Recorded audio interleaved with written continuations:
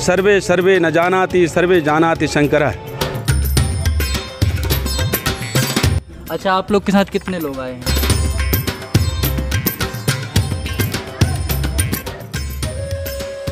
तो ये समिति मतलब किस तरीके से बनाई जाती है और कैसे लोग इनको इकट्ठे किए जाते हैं?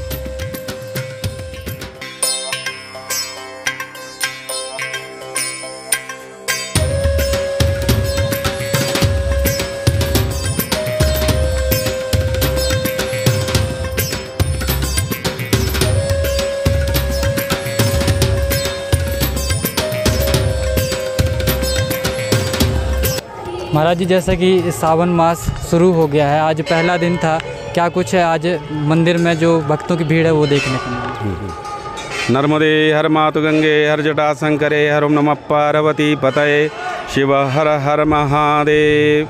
मैं बंटी महाराज, मुख्य पुजारी नर्मदा मंदिर, भगवती के चरणों में प्रणाम करके आपका मार्गदर्शन कर रहा हूँ।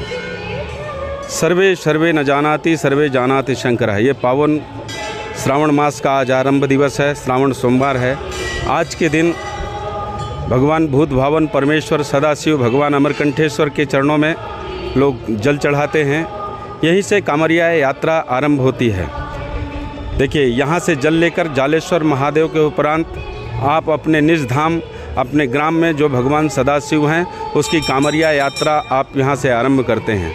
यहाँ पर जल भर करके कांवरिया का विधिवत पूजन, नर्मदा जी का पूजन, भवानी शंकर का पूजन करके आप अपनी यात्रा आरंभ करते हैं, जिसमें भगवान भोलेनाथ की पूरी कृपा रहती है और भगवान भूत भावन परमेश्वर सदाशिव आपकी समस्त मनोकामनाओं को पूर्ण करते हैं, आपका पापक क्षय करते हैं।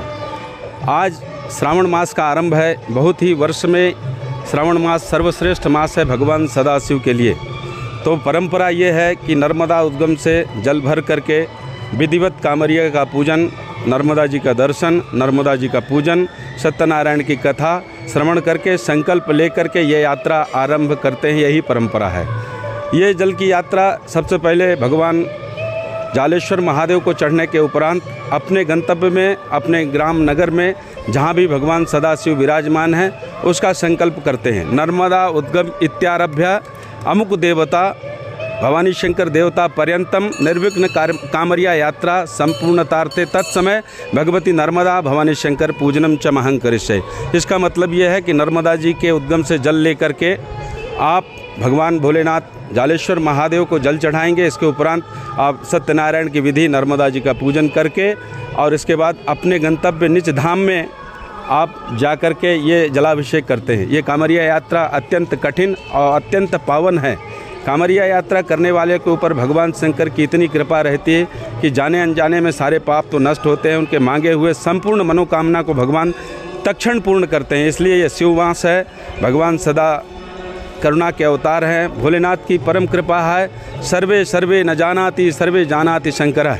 भगवान सदाशिव सबसे बड़े वैष्णव हैं, भगवान नारायण के परम उपासक हैं और भगवान सदाशिव ही पालनहार हैं, वही श्रृंगार करता है।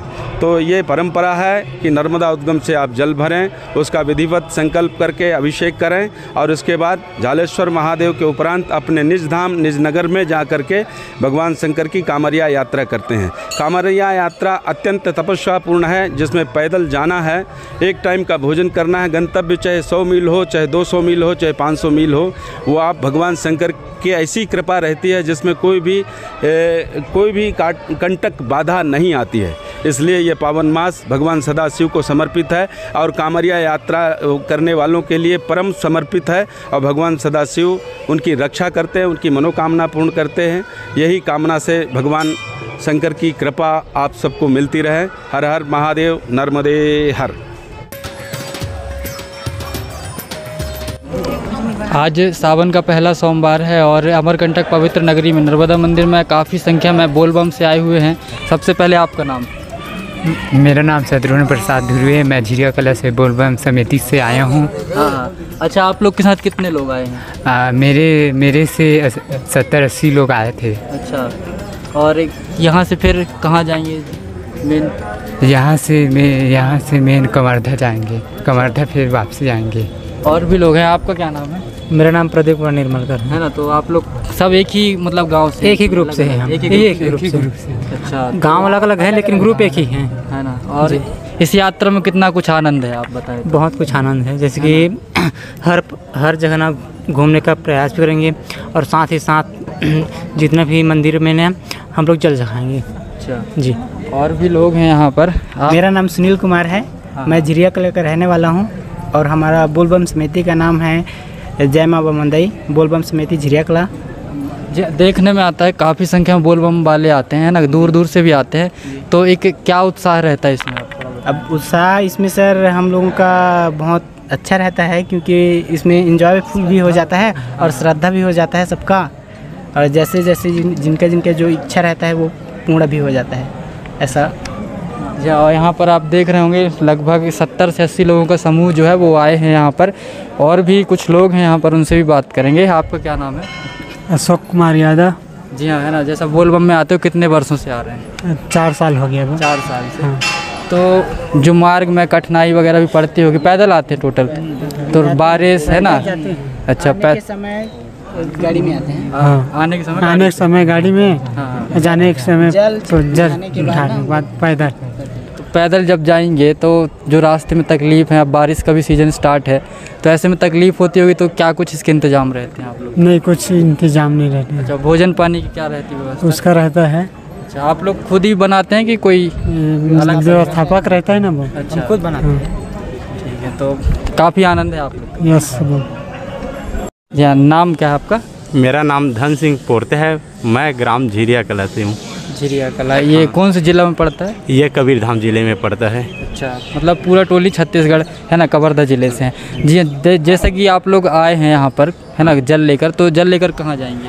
हम यहाँ से सबसे पहले जाएंगे चकमी में, विश्राम रहेगा हमारा, वहाँ रेस्ट करेंगे। उसके बाद फिर अपने गांव में जाएंगे, अपने गांव जाने के बाद डोंगरिया में जाएंगे, डोंगरिया के बाद सीधा बूढ़ा महादेव कंवरधा से अपना जल को पूरा समापन करेंगे। समापन करने के बाद फिर वहाँ से अपना घर आ जाएंगे। जी, एक चीज़ और, जैसे इतने सारे लोगों को इकट्ठे करना, तो ये समिति मतलब किस तरीके से बनाई जाती है और कैसे लोग इनको इकट्ठे किए जाते हैं? इसमें जागरूक होकर के हम लोगों को भी जाना है कि बोलबम में जाने से हमारे शरीर में बहुत कुछ प्रभाव पड़ता है, परिवार में कुछ प्रभाव पड़ता है, इसीलिए वो भी इच्छुक होते हैं। उसके बाद फिर ग्रुप में शामिल होते हैं, उसके बाद फिर बोल में आते हैं, है ना। और हाँ। जैसा कि मार्ग में भी आपको कई जगह मिलते होंगे, है ना, तो ऐसे हर जगह रुकते हुए आते हैं कि सीधे जो मतलब मेन आपको यहाँ तक आना था तो यहीं तक? नहीं, हम लोग विश्राम करते हुए आते हैं, सीधा यहीं तक आते नहीं हैं। मान लो हमें कहीं श्रद्धालु मिल गए कि हमें ठहरने के लिए बोल दिए, तो हम वहाँ पास जा कर के ठहरते हैं। वहाँ जो भी उन लोगों से व्यवस्था बनता है वो हम लोगों की व्यवस्था करते हैं। उसके बाद फिर हम आगे बढ़ जाते हैं। जय बोल जलेश्वर धाम की जय। बोल बम बम बोल, बोल बम बम बोल, बोल बम बम बोल, बोल बम बम बोल, बोल बम बम बोल।